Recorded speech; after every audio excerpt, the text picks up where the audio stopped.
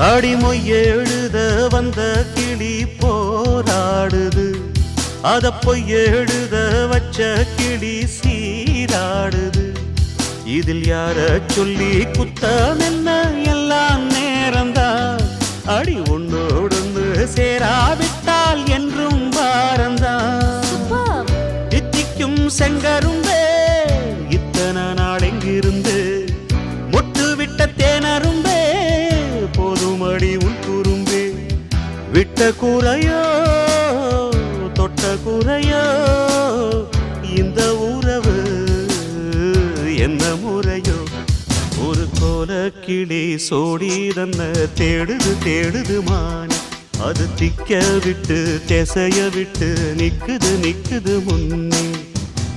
இப்ப வருமோ எப்ப